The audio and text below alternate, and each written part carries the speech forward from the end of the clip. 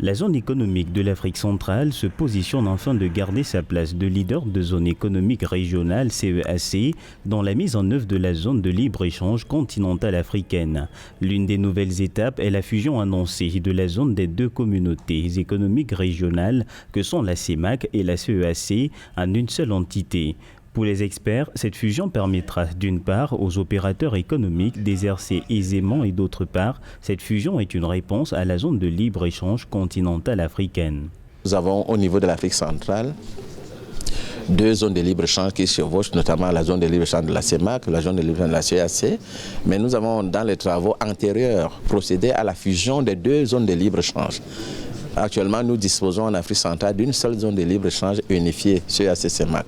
On a un agrément CEMAC signé par le président de la commission, un agrément CEAC, et puis au niveau de la rationalisation, nous avons essayé de mettre tout cela en musique pour permettre à ce que dorénavant l'opérateur économique ne dispose qu'un seul agrément co-signé par les deux présidents des deux communautés et les présidents des commissions des deux communautés pour éviter ces dispersions et pour répondre donc à la ZLFCAP. Pour répondre efficacement aux enjeux de compétitivité en plus de la rationalisation des communautés économiques régionales, la Commission économique pour l'Afrique propose aux 11 économies de la sous-région de se rassembler autour d'un instrument commun, notamment la politique commerciale de soutien à diversification économique. L'objectif, permettre à l'Afrique de devenir une base de défense industrielle pour la transformation des produits locaux ou des matières premières.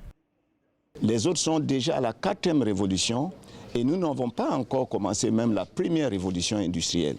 Donc c'est un appel au rassemblement, c'est un appel à tous les pays, à tous les décideurs, à toutes les communautés de tout faire pour que cette région désormais puisse en tout cas, je dirais, s'inscrire ou nous tous nous mettre dans ce véhicule commun que nous appelons le plan directeur d'industrialisation et de diversification économique.